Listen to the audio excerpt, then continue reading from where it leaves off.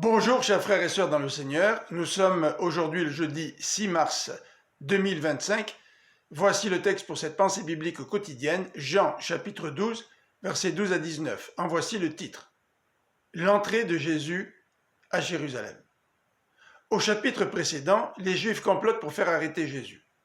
En cette période de Pâques, ils sont stupéfaits en voyant la foule l'acclamer à son entrée à Jérusalem. Ils sont découragés et très inquiets devant sa popularité. Habituellement, des dizaines de milliers de pèlerins venaient célébrer la Pâque à Jérusalem. Dans ce contexte, une foule immense sortit à la rencontre de Jésus. Les gens tenaient des rameaux dans les mains en signe de victoire, comme ils le faisaient durant la fête de la consécration pour célébrer la victoire des Maccabées.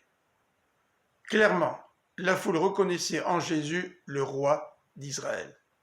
Cependant, Jésus veut corriger les attentes du peuple. En citant Zacharie 9,9, Jean souligne qu'il est le roi victorieux et puissant. Au verset 9, Zacharie précise qu'il détruira les armes utilisées pour la guerre. Mais ce roi vient dans l'humilité, assis sur un ânon et non sur un cheval, habituellement utilisé lors des défilés militaires triomphants. Jésus n'est pas venu pour libérer son peuple de l'oppression des Romains, mais pour être le sauveur du monde et amener la paix.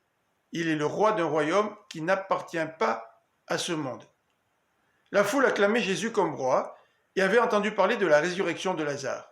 Pourtant, ni elle, ni les disciples ne comprenaient ce qui se passait. Ce n'est qu'après la résurrection que tout a pris du sens. Quelle perception avons-nous de Jésus? Comprenons-nous la raison pour laquelle il est venu sur cette terre et pour laquelle il est mort? Je vous souhaite une bonne fin de journée, que le Seigneur vous bénisse. À demain.